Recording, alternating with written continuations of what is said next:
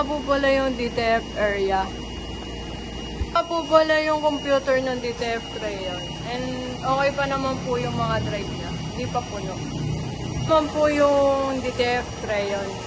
Sa ngayon po may mga piniprint po ako. Sakto lang yung pending ko para ngayon.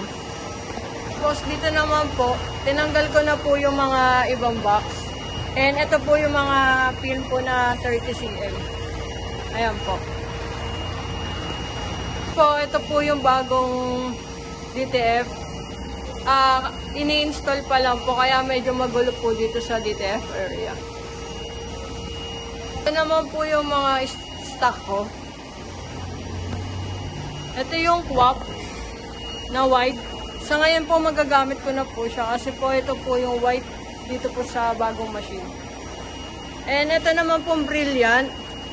Kulang na ako pero nag-PO na po ako. Nintay ko na lang po yung approval.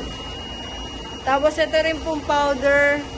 Ang capacity na lang po na ito pang 1 linggo. Pero nag-PO na rin po ako. Yung cleaning solution. Madami pa naman po ako yung stock. Aabot pa to ng 1 month. Ito po yung sa crayon ink.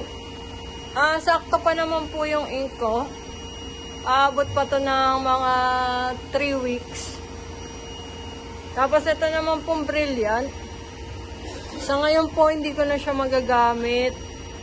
Pang sa DM na lang po siya. Kasi po iba po yung ink ng bagong printer po. Pati itong transfer it. Tapos ito naman po yung pending rack ko. Po yung table. Magulo po siya ngayon kasi inaayos pa dito. Pag natapos na, ayusin ko na lang po.